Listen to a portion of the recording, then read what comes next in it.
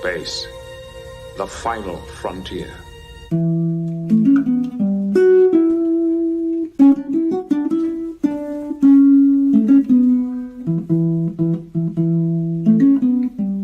Blue skies smiling at me, nothing but blue skies do I see.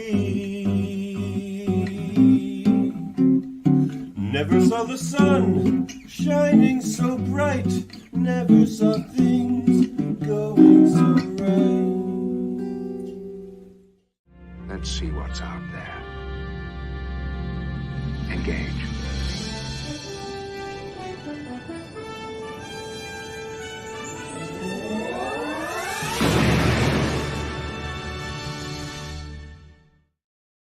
Hello and bonjour. Star Trek The Next Generation Season 1, Episode 24. We'll always have Paris is over, and it has been since May of 1988. But we're just getting started here on this very warm and nice October the 20th, 2024, some 30-something years later, to talk about this episode of Star Trek The Next Generation as we continue our journey to and our mission to watch every episode and review it. I'm Dave Mader, a live stream here on Facebook, YouTube, and on Twitch. You're watching Live Long and Podcast. And we got a great panel here to break it all down. Coming in first, we got a bobbly, wobbly man. It's Davan Skelhorn. What did you say, Live Long and Podcast? I thought this was Zanziman's Dance Palace. Well, Heather, you thought this was Zanziman's Dance Palace, didn't you? I did. I'm all ready for the Blue Parrot Cafe, y'all. Yeah, Let's go. You'll be buying, just for the record. Coming in next from the bridge of Crossfield class ship, it's Justin Velociraptor. Live long and prosper, everybody. Hello and good day to you, sir. And last but certainly not least, coming in with the blue hair, the blue lipstick, and the blue carrot cafe, it is Heather Narduzzi. Hello, bonjour tout le monde. Je suis tellement excitée de visiter le Café des Artistes aujourd'hui avec Capitaine Picard.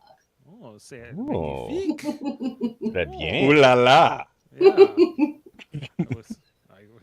I'm a bit intimidated now. Of course, well, this is the 24th episode, obviously, of the series, as we're still in the first season. We are third to last episode of season 1. And this came out in 1988. So in this episode, the crew responds to a distress call from a Dr. Paul Mannheim. While the crew must deal with the results of Mannheim's haywire experiments with time, Captain Picard must deal with his former love, Janice, who is also Mannheim's wife. So let's jump into this one and break it all down, starting with our teaser for the episode. As the Enterprise is going along, I think there's some kind of captain's log referring to them needing some shore leave. We come up here with Captain Picard and a young lieutenant fencing here in some kind of another bay or room here on the Enterprise. I'm not sure. En garde, monsieur. As any good Frenchman should know how to do. Yes, of course. You know. On guard. The advantage was yours. The advantage was yours. So Picard gets. We don't really know who's who because of all these masks that they're wearing, these foils. But we see Picard does take one here from this guy, and we find out it's some lieutenant. We don't know. You know who he looks like, and I thought it was for one split second, is the Betazoid creepy guy. Remember him? What was his name? From the Menage a Trois? Not Lon Suitor. No, Oh, you mean Lon Suitor? yeah, I do. Oh. He was. What was he on? Voyager? He was on Voyager. Lon Suitor? Yeah. Lon Suitor. Brad Dourif? Yes, I thought it was him for like a split second. Then I was like, no, wrong year, wrong series. Never mind. Shut it down. Yeah, I don't even know if I don't even know who plays this guy, but he's I don't know. I guess he's a crew member of the Enterprise, and so Picard is like, oh yeah, well let's go again on guard. So they go into it, and then Picard, he does a little more fancy. I'd like to know, Dave, if you discovered in your Delta details, is P-Stew doing his own fencing in the wide shot here? I wonder. You mean why? Because he puts. You think because he's You mean not a stuntman? I mean. Yes. Yeah. I wonder if he has fencing training. He seems like the type. Yeah, I think that could be why we've never seen this character before. No, I mean Picard. Oh, Picard. Yeah. I don't know. Yeah, like, Davan, what do you think? Go back to that wide shot. No, the other one before. Yeah, is he supposed to be on? He's supposed to be on the right. Left.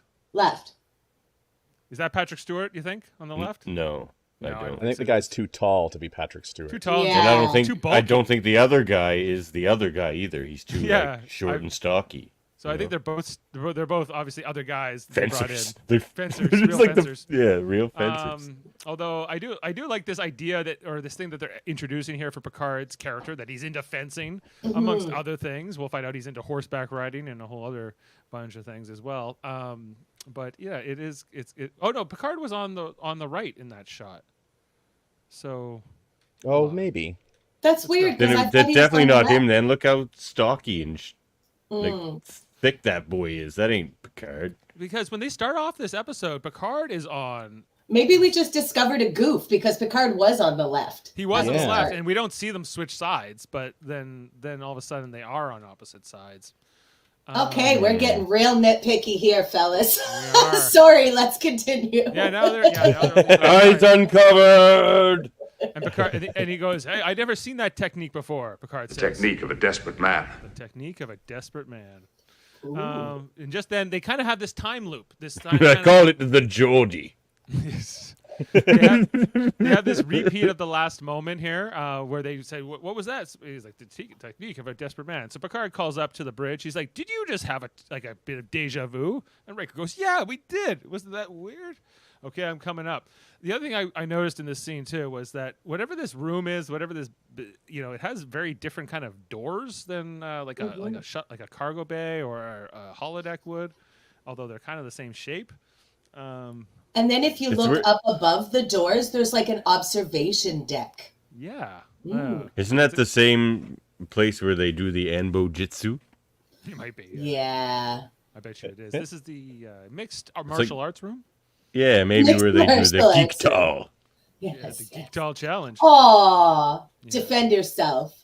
Right. Defend yourself. Picard will go on to fence other people, most notably Guinan, I believe. It becomes his fencing partner once she joins the crew. Of course, she's not here yet. So I thought about that when they cut into the fencing scene too. I was like, Guinan, no, wait, never mind, not yet. Some other guy we don't know, and we'll never see him. So I love that Picard comes onto the bridge in his fencing outfit with the towel around his neck. Love it. I don't know if, like, I always found Patrick Stewart attractive, but as we're rewatching this, I've said before that I don't usually watch a lot of the episodes in the first season, but rewatching them with all of you this year, I think it's because, like, I'm a couple years older now than Patrick Stewart was when he filmed this. I always found him attractive, but like, he's hot. He's hot to me now. I love seeing him in his fencing outfit. Like, I'll be in my bunk. He's only like 47 or 48. Oh, I thought he was younger than that. Okay, I'm still younger than Picard. Amazing. He's a handsome man. All of us, we're all within a few years of each other in terms of when we're born, and we're all rapidly approaching that age. Where we're going to be Picard age soon. But he's playing. But Picard is older than Patrick Stewart is. Compared to that. So. Okay, well maybe that's what I'm thinking. I think Patrick Stewart was like 44 when they started. No, 47. So, but Picard. Oh, okay. But Picard is meant to be older.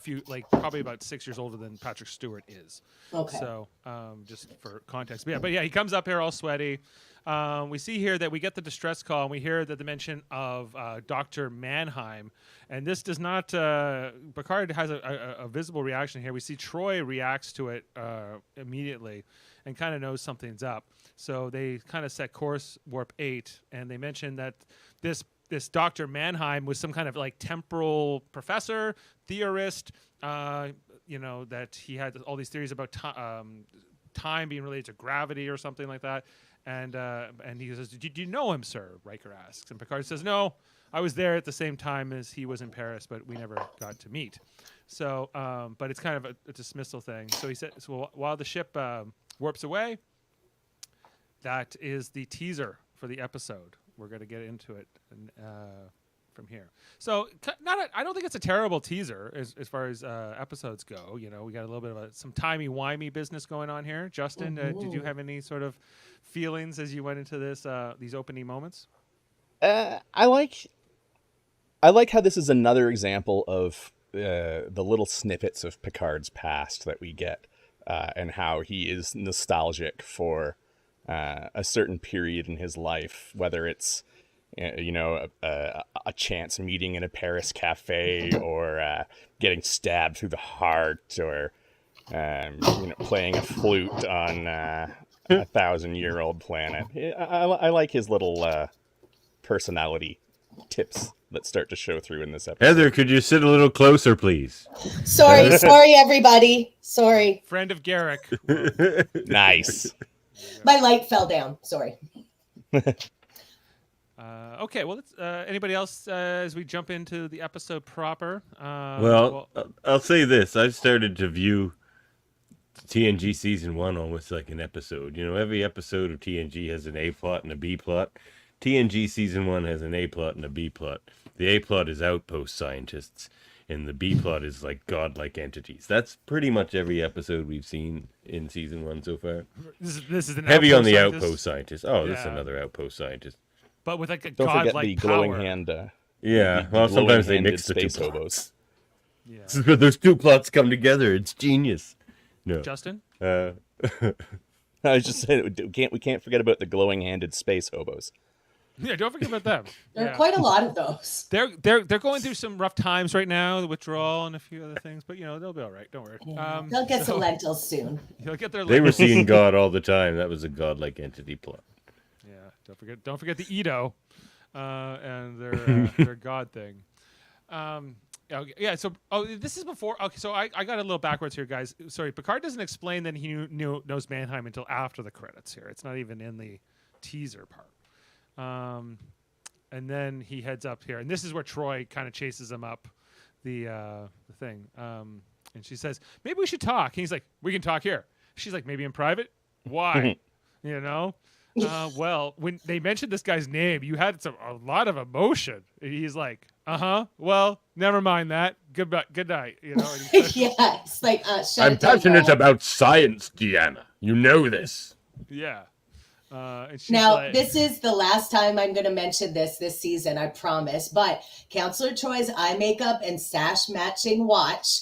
First they were matching it, then they went off. Now I think they've solidified her makeup look into a more au naturel. Like, look, they don't have a lot of eye makeup on her, and they just have this really flattering lipstick shade because Much better. she's so beautiful. They don't need to Agreed.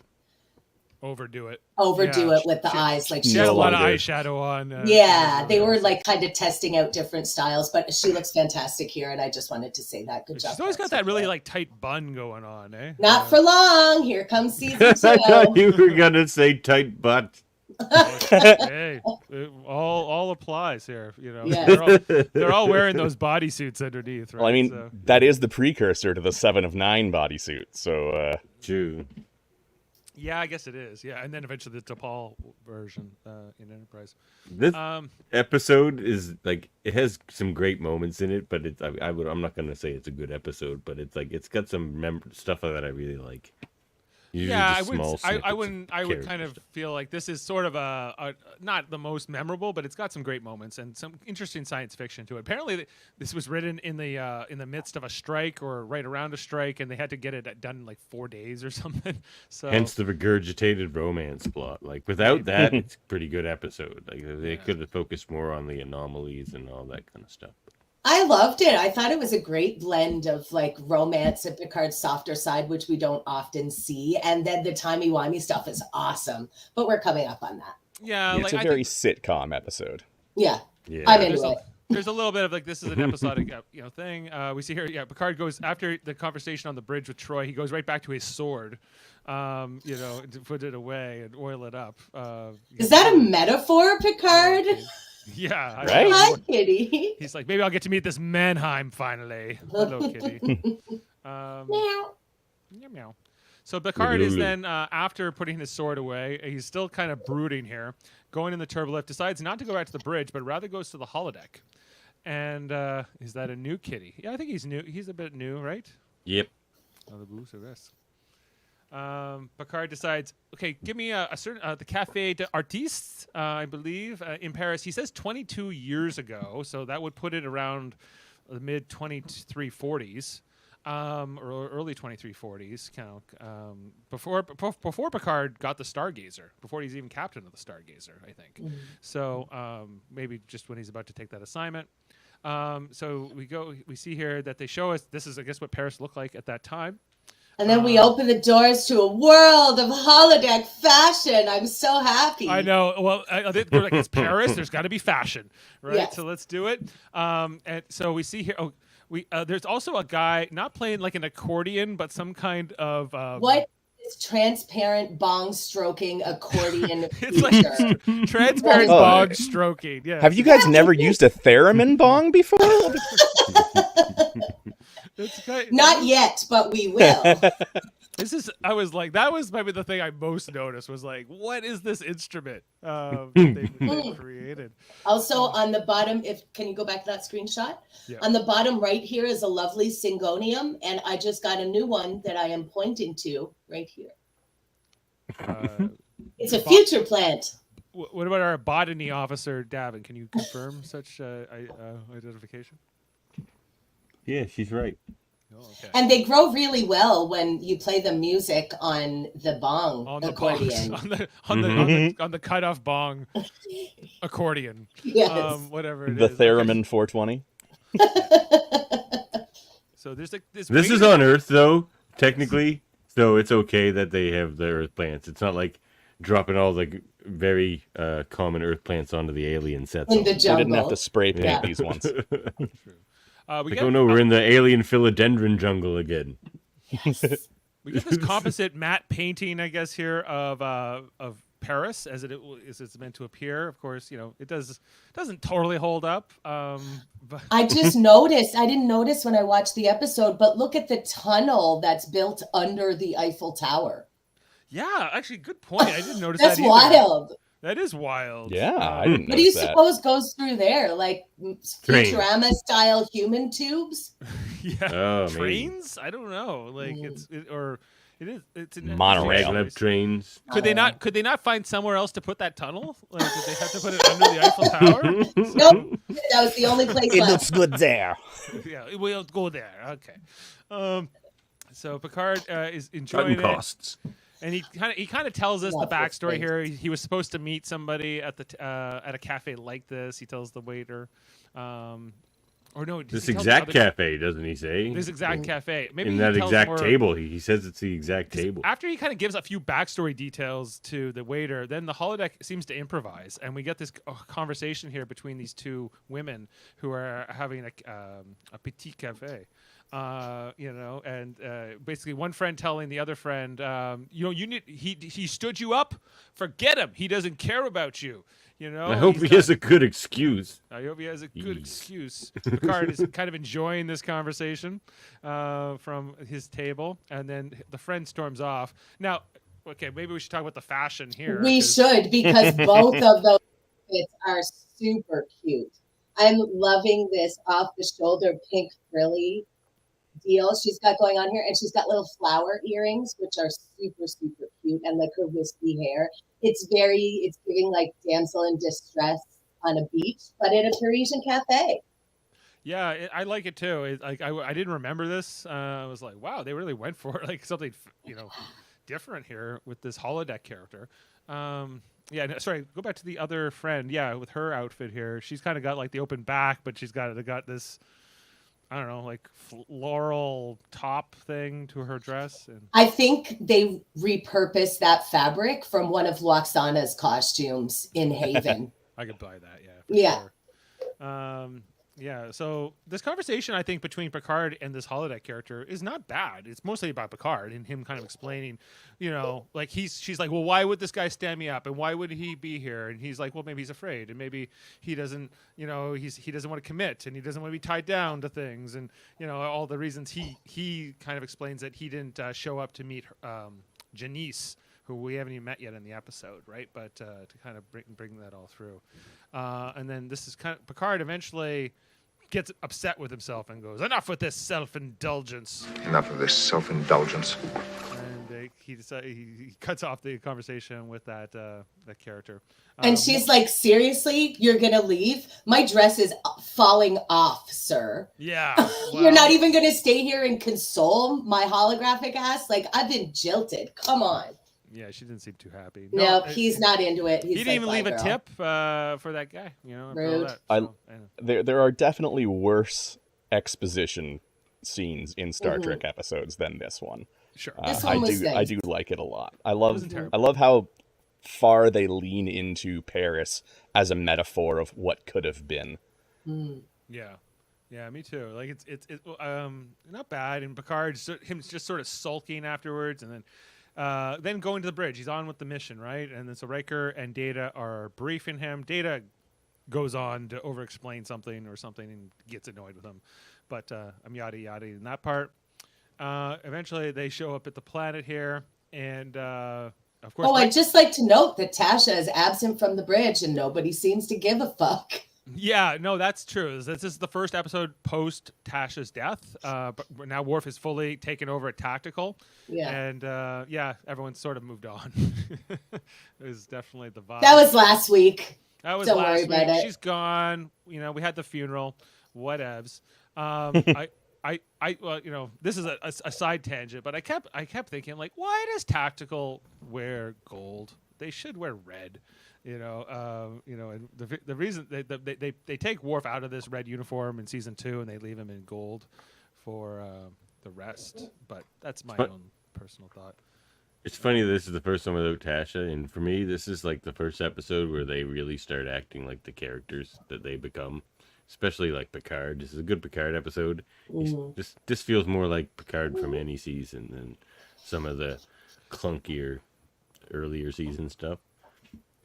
I feel, and same with like Deanna at the end. There really feels like Deanna from any season. They're coming along here. They're like, finally, that we got rid of that Denise, and we can get to work here. Well, I think that the writers are starting to get closer to what they know, what eventually what the show becomes, right? Which is what becomes incredibly popular, right? But yeah, this style of storytelling in the first season is different, more plot driven than character driven. But this one feels like almost like a Picard spotlight episode, right? Before they were truly doing that. So enough of this self-indulgence is this really sets Picard.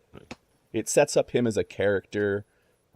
For like when his brother and his nephew pass away, and some of the other emotional moments for Picard, I think this really sets it up that he has that depth and he's not just a curmudgeonly, child-hating bald man.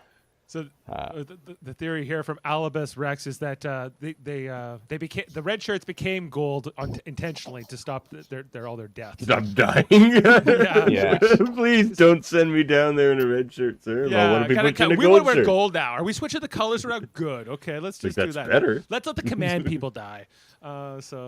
Somewhere about 20 years before this episode was set, Starfleet hired a PR firm.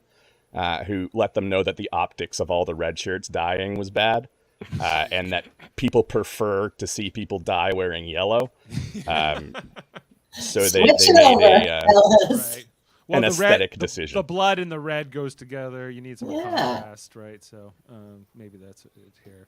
So we hear that Picard the Enterprise arrives at the star system, which where Dr. Mannheim's lab is. It's in like this pulsar system with a lot of gravity because this has to tie in with his theories around time travel, or not time travel, but just time, I guess, and how it relates to gravity. So eventually Picard gets onto the line here with Janice, his old flame, but he says instead of saying this is Captain Picard of the Enterprise, he goes, this is the captain of the Enterprise, which Data and Geordi kind of go, what the hell? That's not how he says things normally. So they kind of notice that. And so Picard then he says, okay, we can beam them up once again. And he even does this thing where he claps. He's like, good, yeah, amazing. Let's go here. Like just kind of to show his nervous energy. Then he summons Riker and Data to join him down in sickbay. So they're going to meet up with the people they're beaming up from the lab here. And they just beam them onto the floor of sickbay. Like, they could have beamed him right onto the bed. yeah. It's an emergency, though. Don't waste valuable seconds. Just throw them on the floor. We're good. Beverly's right here. Close enough, I guess they felt. Yeah. And so they have to lift him up here onto the bio bed. He's unconscious, and this is when Picard, Riker, and Data show up in sickbay, only to be seen by Janice. There's also this whole thing here where Dr. Crusher is jealous of Janice, sort of, in the episode, even though they full on shipping Picard and Beverly on this one. Yeah, and they totally back away from that. And I think this is the first overt reference to her when she says, I can't compete with a ghost from his past, the conversation with her and Troy later. Yeah. So I was confused because Beverly, you do a lot of things with ghosts. She does. She has no problem. She will compete with ghosts. No worries. Ghost 3. She knows all about ghosts. Ghostbusters. Go in here. Yeah, it's just probably because Gates McFadden also gets written off this show after the season, or she leaves the show after the season and gets kind of replaced for a while. So when Dr. Crusher comes back in season 3, they don't really pursue that romantic thing with Picard and her until almost the end, like season 7. It's the only time I think they start bringing it back up again. But yeah, there are these early seeds that get planted, like in this episode. Anyway, what a contrast though. To get rid of Denise Crosby, they kill off her character. To get rid of Gates McFadden's character, they give her a promotion. Yeah, right. She becomes head of Starfleet Medical. True, and guess we know who Rick Berman liked and who we didn't. I think they're like, Denise Crosby's a whiner, and we're gonna kill her off and never have to deal with that again. I think that there's the politics of office workplaces are not that different at a studio than they are at other places. I guess. Anyway, so we see here that Picard is looking at Janice, and they're kind of making eyes. They haven't not seen each other, I guess, in 20-something years. They go off into the sick bay to have a conversation. I love how Riker just takes over Crusher's chair, by the way, for this meeting. Whereas Data and Picard stand actually throughout it. So there's a lot of exposition here where Janice explains what Dr. Mannheim and his team are doing, that it got really intense, that all the other scientists are dead, except for, him and her. She was locked in some kind of like time radiation proof room during some of these experiments. And so she's not affected the same way Dr. Mannheim is, who is going out for the, there's even a part I want to see. Can you go back to that Riker picture right there? I want to see him flip it around and Riker maneuver that thing and like straddle it right backwards. He could. If anybody could do it, he could. That man can get over any table, any chair, no problem. One leg at a time. Picard even gets a little awkward here with Janice. He's like, he starts to kind of awkward laugh for part of it. I don't know. There's like Jean-Luc, or Patrick Stewart rather, is really trying in this episode, I want to say. So can we talk about this outfit here, please? Yes. Michelle Phillips is everything in this iridescent side boob space onesie with the billowing legs and then like the cowboy boots kind of on the bottom and then like the scoop back. Iconic. Gorgeous. She looks amazing. I thought that the side boob was a nice inclusion, although I feel like this is a little baggy, more in the pants, with this sort of, I don't know. Side boob is like black. It never really goes out of fashion. Well, I feel like she's a couple pieces of turquoise jewelry away from moving to Sedona. Yeah. She is everything. It's not the worst for me. I would, but it's not my. It's I like maybe what we saw in the holodeck more than this particular piece. But so less orange is the new side skin. boob, if you will. I love anything iridescent, anything that gives that space sheen. I love me some space gasoline fabric. Hi, Brandon. And then when they first see each other and she says, I should have known it was you charging to my rescue. And then they cut to Picard and the way he's looking at her. Woo! Woo! There. That's it. Oh, yeah. All right, then. Vapors. You know what he's remembering. Yes, I do. The other thing too with her outfit is that it looks really good later on the observation lounge because it's a darker set, and something about this lighting there it looks good. Like the colors really pop here, but when it here, I guess just maybe there's just shadow or something because I find in this particular shot, it looks that's very not the top best shot down. of it. yeah. Yeah, but then There's a side boob though, serving side girl. boob. Yeah, I'm like, how does this this outfit actually? How do you put it on? It does it. It looks With like several it's a set loose dressers. piece of fabric that drapes over the front and then into the belt. Is that what's happening there? Mhm, yes. Yeah, I'm not. I think you put the top part on first. Maybe. It would be a one piece, I would say, or they may have her.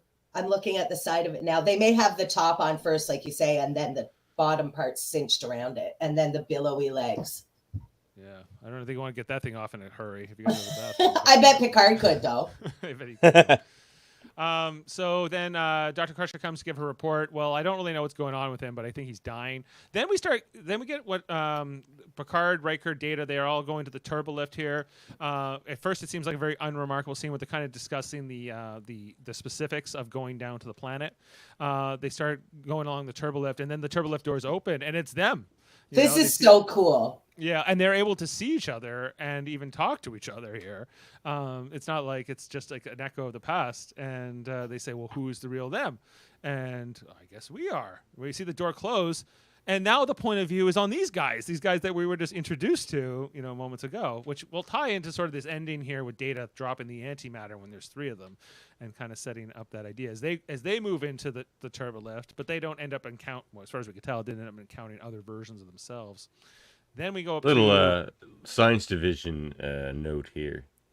I'm curious about the specifics of this time dilation. So back in that scene where they're looking out of the turbolift at themselves. So is there like a time rift that just so happens to be in the doorway of the turbolift? So they're like looking back into the past. But you see, the problem with that is they're communicating with each other. So is this some rift where both the visual and the audio travels through this rift and then they can hear it and see it, and then vice versa? Or like, for a moment, are they meeting on one of the other person's I would time? think that it has something to do with time and space, just being that it has to be in this pulsar system with this particular type of gravity and the way that space-time is warped by gravity.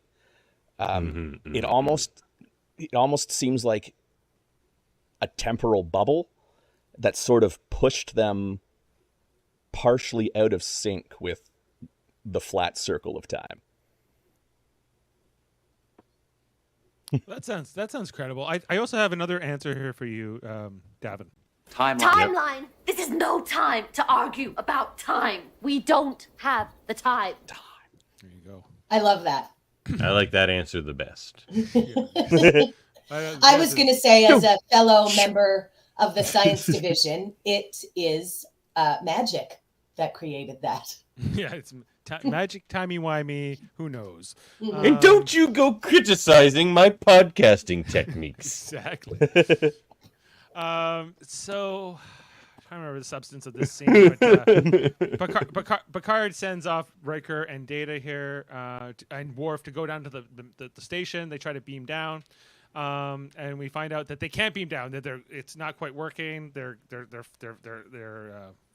flickering here, and they have to kind of do an emergency just to bring them back in time. We meet this transporter chief now that Tasha Yar doesn't have to do it anymore. Is this the same chief that Tasha shoved out of the way last week? Unclear. Before? I don't know. That guy didn't have a name or a face, but this guy does. I think at least a face he does. He talks, and they beam them back up after a little bit of tension here.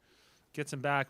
Data and Riker materialize first, but it takes a couple seconds for Worf to come back in here, and there's a little bit of is Worf. Uh-oh, Brandon's late to the party. You got some bad news for you, bud. Sit down. Are you sitting down? Uh-oh. Yeah. Well, she's it not didn't really go dead well as over with as the long as goo. we remember her. Death is that state in which One exists only in the memory of others. There you go. So she's not really gone. So She's anyway, not. She's she's a Romulan she'll be consort. back. Don't worry. She'll definitely be back. Many times. She'll be in the finale as well.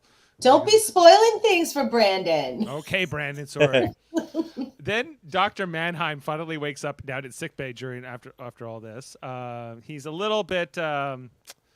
He's dealing with some issues. He's apparently in 2 dimensions at once. Because there was other science fiction kind of explained to us earlier that his theories around time and gravity also deal with us simultaneously existing in multiple dimensions at once and opening up these time thingies, breaks down those barriers between dimensions. Multiverse theory. Multiverse theory, yes, yeah. So he's kind of in 2 places at once here, we're told, during this conversation, as Dr. Crusher's trying to help him out here. He's hopping like Doctor Strange through the multiverse right now. Right. Yeah, I guess that's that's a good analogy. This actor does Haunted so well. They're like, can you look really messed up and freaked out? He's like, oh, I got it. Oh yeah, he sells it. Yeah, for sure. So yeah, the captain shows up and he's like, oh wait, you're my wife's old boyfriend, aren't you? I've heard about you. But never mind that right now. There's some big deal. As we find out that the accident in his lab is not just affecting this star system, but as we saw in the earlier scene, that it's affecting several thousands of light years in diameter. So other star systems are dealing with these hiccups or blips or whatever. That was Data's thing earlier. It's not technically a hiccup. A better analogy is something else. Data then talks to Dr. Mannheim in this scene and says, I know about all your theories. He's like, then you know nothing because I've just proven all of my theories.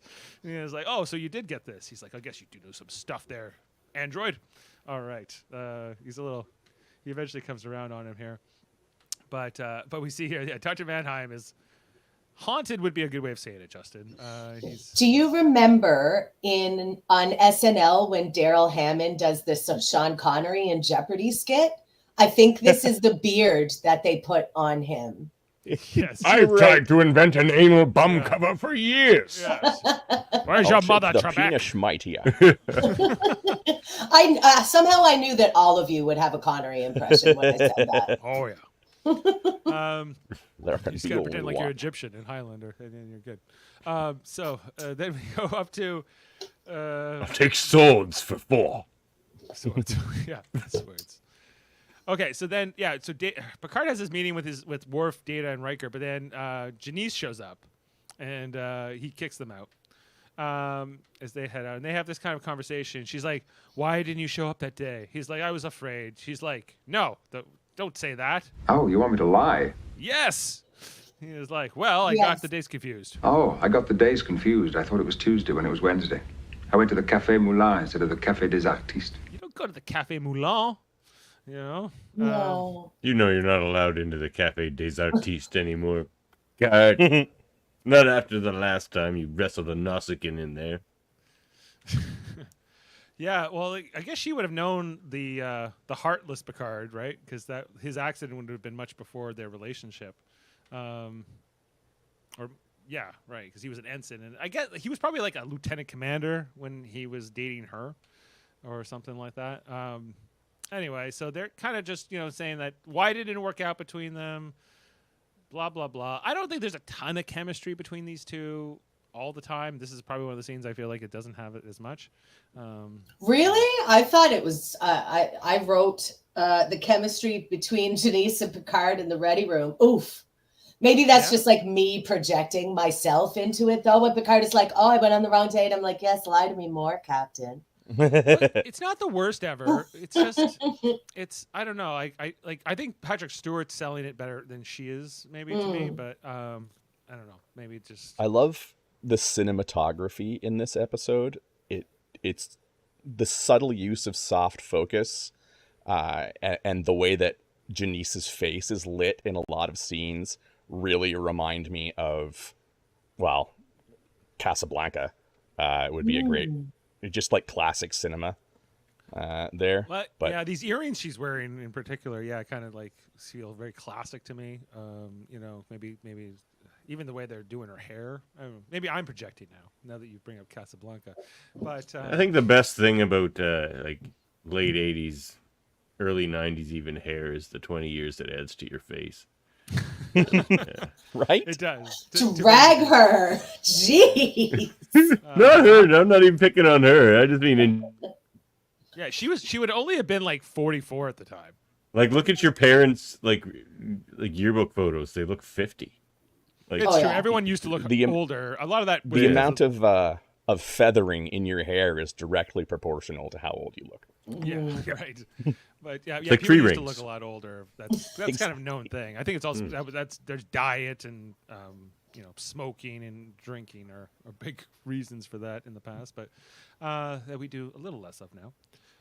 Anyway, so Speak for yourself. I'm off to the Blue Parrot Cafe. exactly, and you're buying.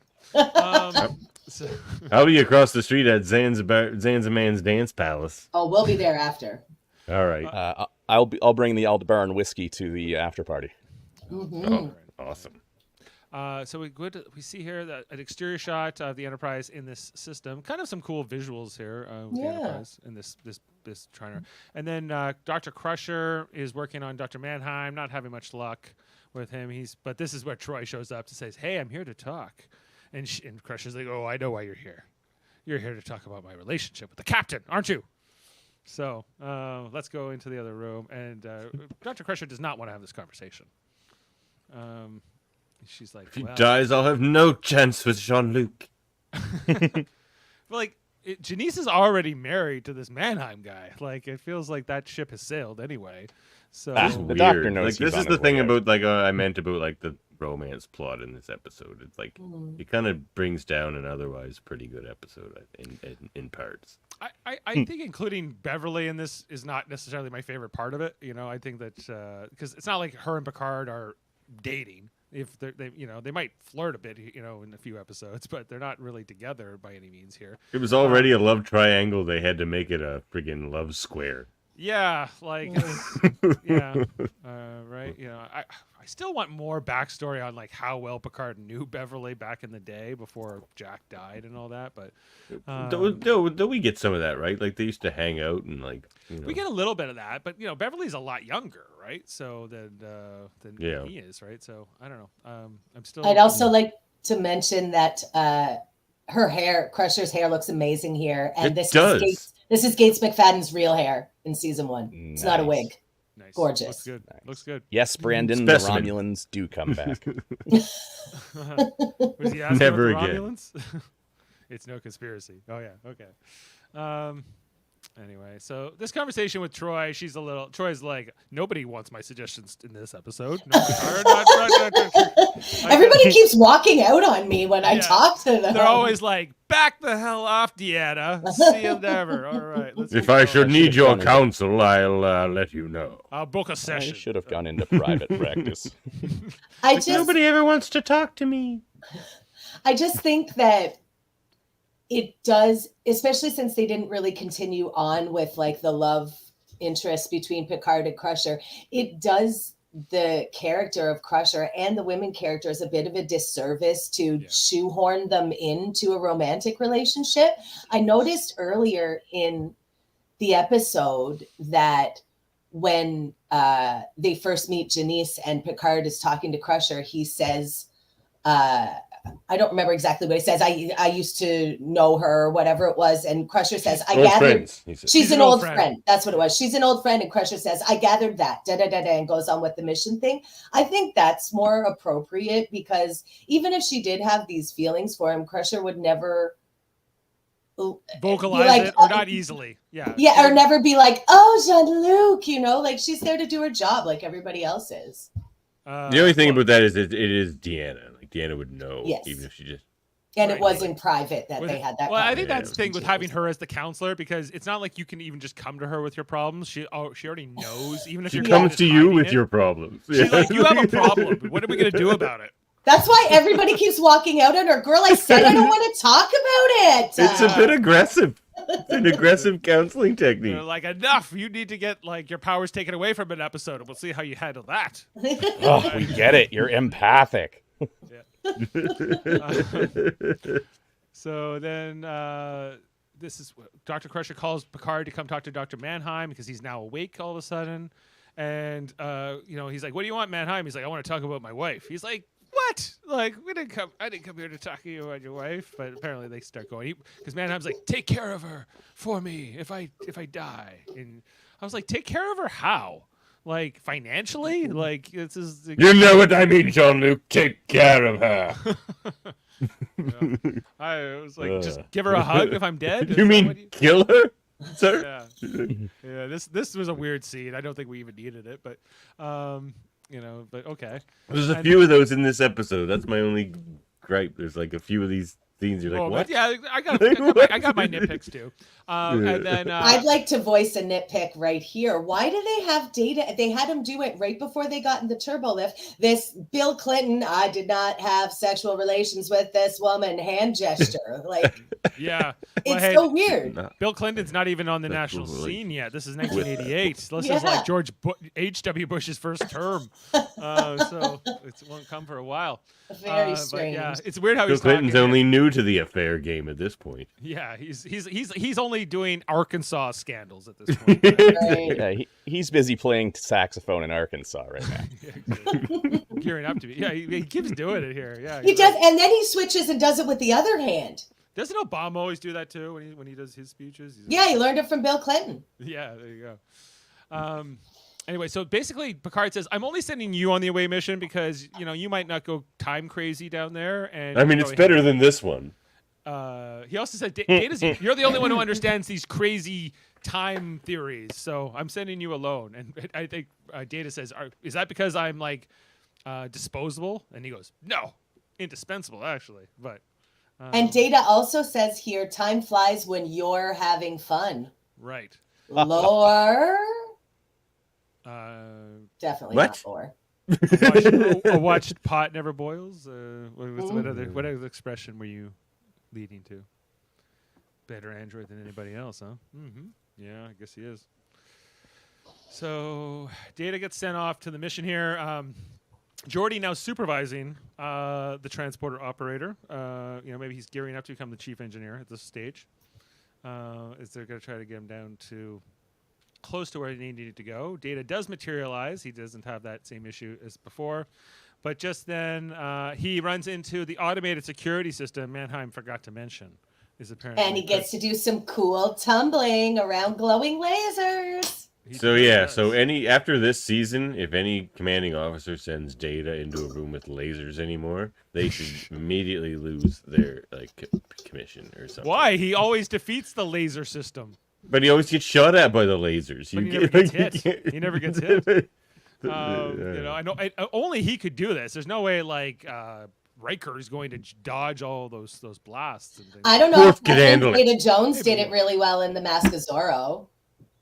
That's true. That's true. Or just Zorro with Duncan McGear, if you want to talk about some with space ghosts. Anyway, Data, it's only 2 lasers, and he's like, I got it. All good. This door of glowing lasers, when it comes apart, and it's clearly halogen light bulbs. Yes. It was, yeah. Love it. I love it. Yeah, and he puts his hand in between, and we're like, it's okay, man. They're just light bulbs. It's cool, man. Yeah, don't break one. There's mercury inside those. He's like, I know. That's why I'm going through very carefully. After what they did to Frakes last episode, you think I'm getting anywhere? Yeah. They poured Toter down his throat last episode. Frakes all kinds of cancer last episode. Yeah. So Data shows up in the room. We see here that there's this kind of weird distortion here in the center of the room with the panels, I guess the source of the time distortions. And so Data is kind of explaining that I could theoretically drop some antimatter in it and maybe that would seal it up. And he's like, theoretically? He's like, yeah, theoretically, but who the hell knows? We've never tried to do this before. Basically, it's what Data drop some antimatter in there. That's just like war firing phasers. You always want to drop the antimatter in there, don't you? Yeah, well, because air is also matter. So once you drop the antimatter out into the air, it's going to react and blow up. But I guess enough of it.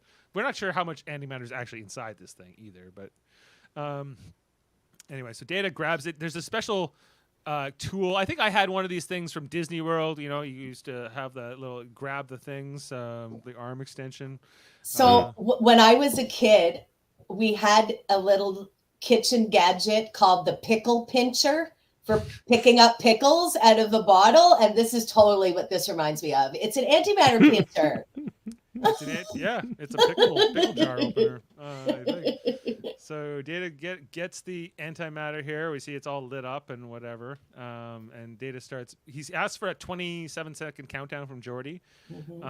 And just when he says, "Okay, now," right? And doing that creates another distortion here where we have multiple Datas. I love this scene. This is a great scene. It's so cool. Yeah. And the Data in the middle says, "It's me." They really did not care about contractions in the first season. My favorite here is like they go, "Which one?" And like there's almost emotion here on Data's face. He's like, "I don't know, who knows which one of us is the?" It's me. And Data goes, "It's me." Middle Data is the real Data. This is cool. This is one of like the coolest sci-fi scenes this season. I think. Like, I love it. I think it looks really sharp. Looks cool, and you're like, okay, Yeah. like Data can figure it out.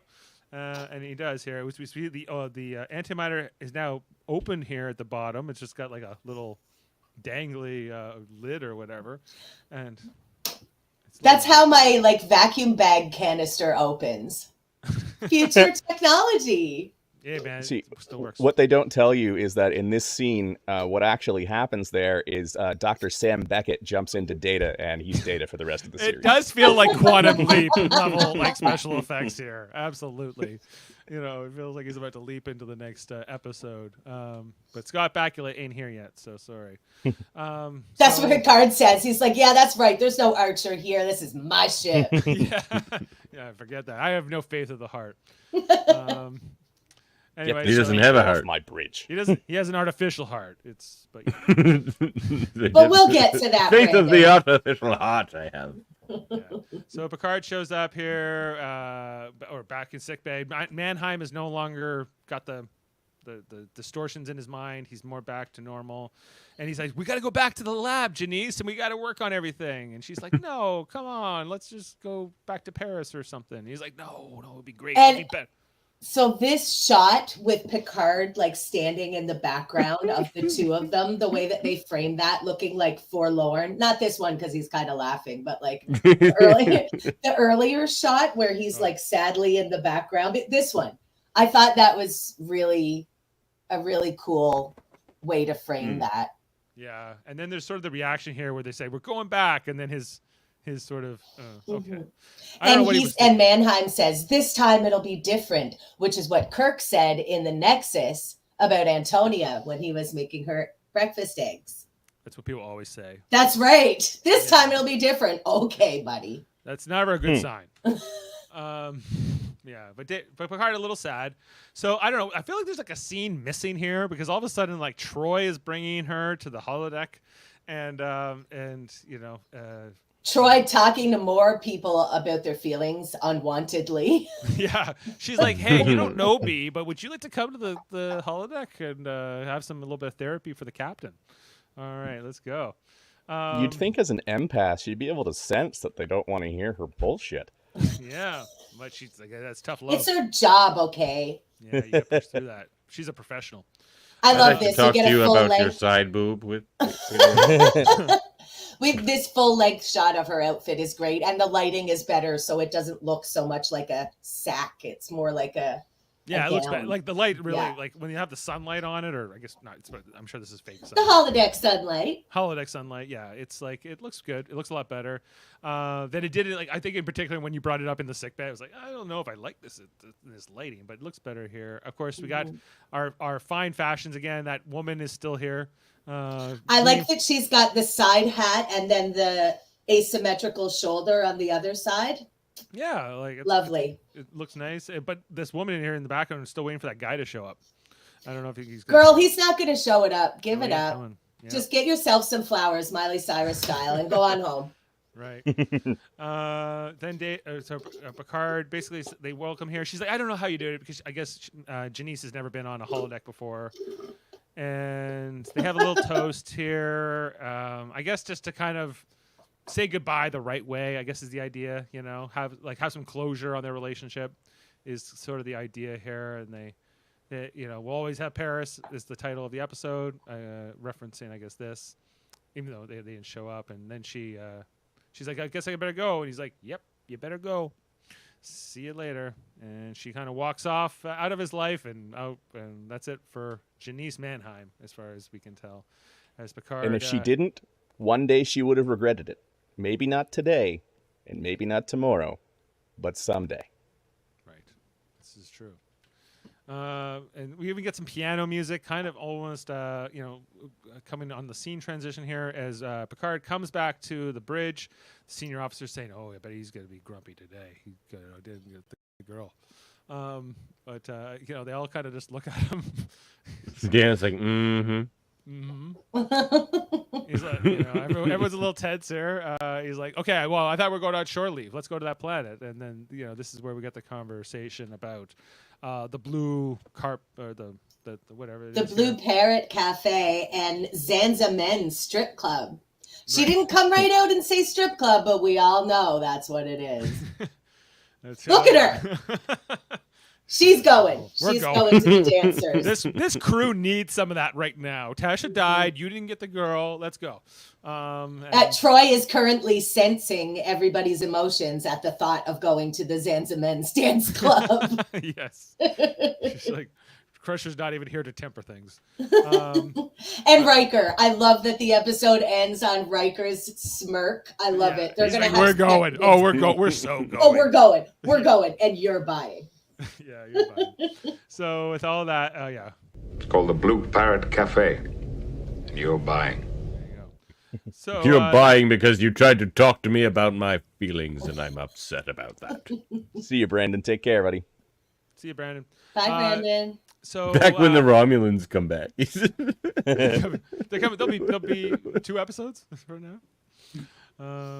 Anyway, so we're gonna. Does anyone want to volunteer for trivia, or I can jump in and do it? I'll do it. Would I pull it from my brain? Could you pull it from your brain, sir? Okay, let's start with story and script. Do we have? Yes, we got the details up, guys. This episode was affected by the Writers Guild strike of 1988, with the result that filming had to be shut down while the show's ending was written. Of course, its title is a direct reference to the 1942 film Casablanca. Indeed, Riker recalls a bar on Serona 8, and Picard recalls its name, the Blue Parrot Cafe. The name is Signor Ferrari's bar in Casablanca. So that. I didn't know that. How nice. In the original draft of We'll Always Have Paris, writers Deborah Dean Davis and Hannah Louise Shearer wanted to create a romantic mood with the insistence that Picard do the wild thing discreetly during commercials sometime in the course of the episode. The idea was vetoed by a number of men involved in the production, most notably because Stewart. Don't call it the wild thing. Ugh. What does that mean? Like they wanted him to have sex? Off camera, though. Maybe that's a dance? Yeah. It's a dance at the Zanza Men's Club for sure. I'm thinking of like Major League and Charlie Sheen coming out to Wild Thing or something. Tone Loc. What about Wild Thing by Tone Loc? Yeah, that's what I'm thinking about. Yeah. Wild Thing. Bow. You make my heart sing. Anyway, no, the other one. I'm glad that Patrick Stewart did not have sex with her in this episode. I'm just gonna put that out there. I think that this. So is Beverly. So is Beverly. So is everyone. The episode's score, composed and conducted by Ron Jones, was recorded in 1988. The complete episode, totaling 25 minutes and 38 seconds, appears on disc 4 of the Ron Jones Project Collection. And I think this episode does have some nice score in a few places. Michelle Phillips is best remembered as one of the 4 members of the 60s music group The Mamas and the Papas, which had hits such as California Dreaming and Monday Monday. Oh, I didn't realize that she was from The Mamas and the Papas. Yeah, she's very famous. So that's she was married to the other guy, Phillips? No, that was her father. Her mother was the original member with her. So I think maybe I'm mixed up, but it was John Phillips and Michelle was his daughter. And then there was a married couple were the other 2. No, the other one was Mama Cass. This is bad trivia. I'm doing this wrong, y'all. Hold on. And the dude from Shining Time Station. Who's that? Shining Time Station. The other Papa. Yeah. I can't remember his the name. other though. Papa was on Shining Time Station, right? Or like one of those kid shows. Because the other Papa was Canadian, and he was from Mississauga, or he is. I think he's still alive. Are we just guessing at trivia now? None of us know any of this for sure. So, Michelle Williams. That's what I thought he was meant when he like asked us if we wanted to do it. Michelle Williams was married to John Phillips, who was the original member of the Papas, also famed child abuser. Oh my.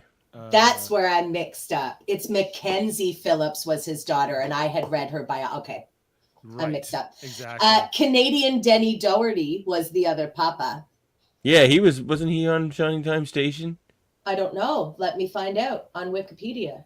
Is she the mother of Mackenzie Phillips? No, that was Ringo Starr that was in Shining Time Station. Oh, Ringo Starr was on Shining Time. No, he was, but so was the guy from who was this? The guy from Data or the episode with Wesley where he joins the Traveler. Remember how the Traveler is not the Traveler for most of the episode? He's this other guy who's like seems like he's one of the inhabitants of the planet.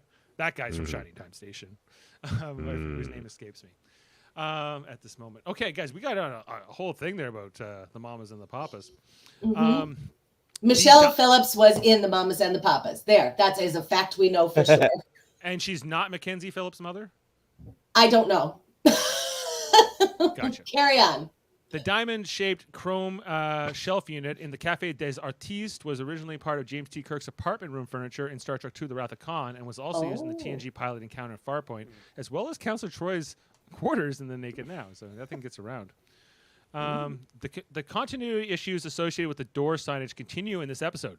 The characters refer to this holodeck as Holodeck 3, a problem which has occurred in the Good Book Goodbye, when the signage clearly indicates that the holodeck is number 4, and more firmly, holodeck area 4J. And the turbolift, first seen in the Good Book Goodbye, is seen from the right of the main door in the holodeck, shows signage which is more appropriate to a room. They just like threes. They always say they're going to transporter room 3 too. They're just obsessed. Or cargo bay 3. It's always 3. It's always 3. Rules of threes. When Picard arrives at the holodeck for his first visit, the corridor wall to the right of the door is parallel to the door. However, when he exits, the wall on the right is perpendicular to the door, running towards the camera. It appears that the cafe set may not have been built around the usual holodeck door set, but that a separate door and corridor was used on the cafe set. That is outrageous. I am outraged. I know. Inspired by noticing that there was a fencing scene in the episode script, illustrator Andrew Probert planned to design a scoreboard for the scene, which production designer Herman Zimmerman recommended he do, but to also meanwhile propose a costume idea. So we did see that scoreboard thing that was incorporated, so a little touch that they added in there. And finally, elements from the Dr. Mannheim lab, including the ceiling and reused in ethics, was as part of the Operation Theater. Okay, that wasn't a great final fact, but whatever. It looked to me like, remember when in the lentil episode where we were like, why is there so much random nonsense in the cargo bay? It looks like they beamed it all down to Dr. Mannheim's lab. A lot of those props were the same. All that clutter was there. All right, everybody. Well, we've been through it. How do we feel about this episode? And do you feel any different about it from the start of the podcast to now? Jane had suggested we write down our scores and then we have to see if we keep to that. But anyway, Davan, go ahead. I think I'm a little happier with it after talking to you guys, just because, like, or maybe just going over it again, because there are scenes I really like in this one, but there are scenes I really don't like in this one too. But overall, I think they're coming around. The data contraction thing is an interesting thing I didn't notice. That bothers me now. Two in this episode. Yeah. Sloppy. How many demerit points? Well, between that and the botched holodeck signage, like, this episode's unwatchable. They were perpendicular to the door. Bit more science put into the whole what's going on there. I would have liked a little more. A little more explanation. Detail. Yeah, and on the connection that he has with it all, like Mannheim and just like everything. Because I'm interested in that sort of thing. But And, there's a lot of scenes that I would sacrifice to give that information a little bit of time. So there's a little that sticks in my craw a little bit. But again, I've been saying this every episode lately. It's maybe the best one of the season. I don't know if it's my favorite, but I think it's fine. It's how sort of where I probably wouldn't go back to watch this too many times, but I don't think that there's anything. It's a little dull with the romance because I know for me, Agreed. but it's not. I don't hate it either. It's like it's sort of Forced. It's a little forced. It's a little woman of the week. They're trying to give Picard another love interest. So that's not really what works for his character so well. But And he's not allowed to beam down like Kirk was, so they got to bring these love interests on the ship. Yeah, we'll Find bring them ways to to you. do it. Like she comes up to the observation lounge and was like, "I had to come to you. I knew this." So maybe Look, they told me to put on the side boob outfit and meet you in the conference room. I don't know what's going on here, Tommy. How about you, Justin? What do you think about this episode? It's not my favorite. It's an okay episode, but I think mostly it's got good scenes in it. But overall, I think it's a bit of a throwaway. Mannheim is never brought up again. This experiment is never explored any further. They don't go really into any depth with the science. The lack of technobabble is slightly disappointing. Yeah. I agree with Davan. If I had been writing this, I would have cut out the entire Crusher plot and used those scenes to explore Mannheim a bit more. Yeah. I agree with your throwaway comment, but I would say that's season 1. Like, conspiracy doesn't even come up true. again. They throw this entire season in the can, man. They're like Roddenberry's gone now. Let's start over. Not all of it. There are things like the Traveler that's set up in this first season. Q and that. And Q and like certain And characters, but like no Waxana. story points. No story points. Though. I think the only characters story point move is on. maybe a little bit of the stuff they set up with Beverly and Picard in season 1, and I guess a little bit with Troy and Riker, and the fact that Tasha dies in the first season. I think that those are it's a points, consequential That goes on. season. It's just not.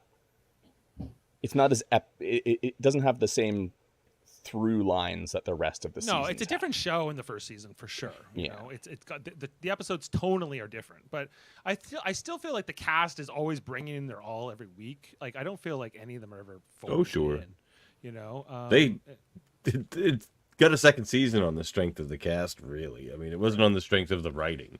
No, I don't think that like these episodes writing wise are like they would be. They're fine in the sense that they would probably fit into original series better, but like, you know, Next Gen obviously steps up the game starting even in the next season. And it's certainly by 3, I feel like it becomes what it is. But, you know, we're at the end of the season 1. Anyway, Heather, I feel like we need to switch to you here. And so how are you feeling? You know, we're going to also rate this in a second. So I loved it. This episode has all the things, not all, but it has a lot of the things that I love about Trek. Fun costumes and a bit of insight into, especially so early in the series, who Picard is inside, because he doesn't show that a lot, you know? So we get to see a little softer side of Picard. We get to see him flirting, which is, you know, something that we haven't gotten to see yet. Oh. Yeah. Listen, you want I don't know wine? about you, but I was into He's got it. that quiet riz. Mm-hmm. He does. I Take love me to a it. desperate man. Oh, Captain. Yeah, I think this episode is super fun, and the science part of it, I love time travel stuff. I don't mind if time travel stuff makes no sense at all, as long as it looks cool and I'm into it. I'm totally fine with it. So the costumes are great. The holodeck stuff is fun, and I love seeing romance Picard. It's fun. Yeah, cool. The other thing too that I would add for my little fun facts was that this is not canon, but I used to play this game called Star Trek Armada and Star Trek Armada 2. And in that game, the Federation, their super weapon is like called the Temporal Research Facility, and it's called the Mannheim Center. And I was just like, that's why they called it the Mannheim Center. It's because of this episode. I'd forgotten who Mannheim was. Well, he had a grand total of 6.5 minutes of screen time in the entire franchise. Right. But That's how we got like what is it? The Daystrom. Daystrom Institute. The Daystrom, Yeah. yeah. Like he's kind of like like this guy who appears in one episode becomes sort of like this name you hear over and over again in different versions. So because he is famous, I guess, in the Star Trek universe, you know. He's no Leah Brahms. He's no Leah Brahms. I don't know how famous Leah Brahms would be, you know, compared. Oh, she resonates through the series. True. All right, let's rate this one. Davan, what do you want? You want to go first? Oh, jeez. Tough. I don't like to give out 0.5s or anything like that, but I might have to for this one. It's okay. We'll forgive you. Like, I like it better than Symbiosis. I'll give it a 7, actually. Yeah. Oh no, I'm on Picard ratings. Where is it gone? What happened? It's the time warp. Did you say yeah, we're doing the time warp again. You said 7, right? Yeah, I kind of like this one. Like it. But there's Okay. Yeah. Justin, I feel like you're gonna be lower, but I'm gonna go with 5 for this one. okay. Ooh. And Heather? I'm going to give this an 8.5. I loved it. This was a really fun episode for me. And I would have given it a higher rating if they hadn't screwed up the holodeck signage. Yeah, good point. That's a 1.5 easy. I'm with Davan. I'm about a 7. I like it's good but not great. You know, I think it's Good scenes. It's like Justin said. There's just good pieces in this one. good pieces, and I think like I'm really starting to appreciate Patrick Stewart just as an actor sometimes, and I'm like, this guy, he's so good. Like, you know, like I think I didn't appreciate it as much, you know, when I was watching him as a kid, you know, that I do now. So, and that he's such a good actor at this particular part of time in his life. Not that he's a bad actor now, but like I think there's just a different energy to it. So Now he just plays himself pretty much in everything. yeah, now he kind of plays a more of a version of himself.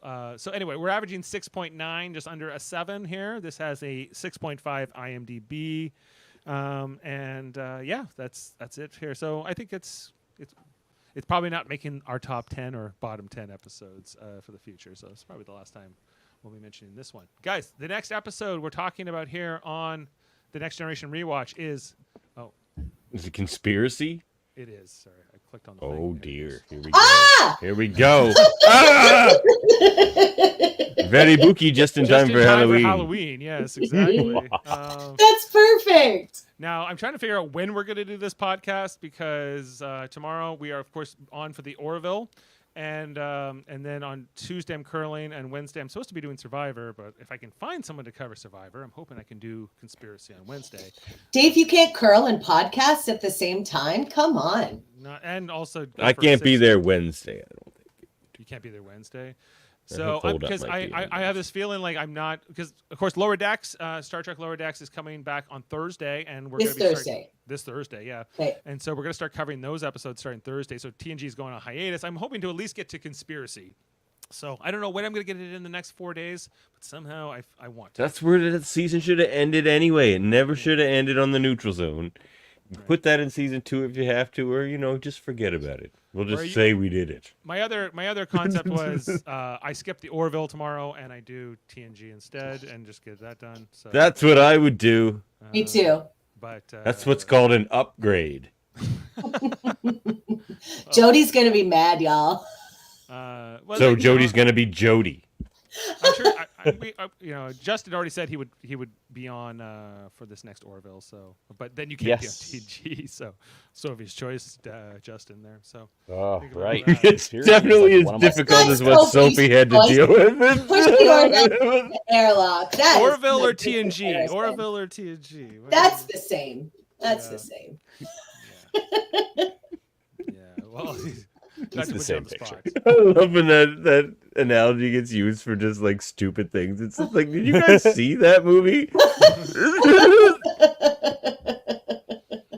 Well, with all that, guys, check out all the great content we have here on Live Long and Podcast all the time. All of our different divisions bringing you all kinds of amazing content, including Star Trek Radio Theaters. We also have our science division doing debate nines and trivias and Class L probes. I don't know if we have anything currently scheduled there, but look out for more, of course.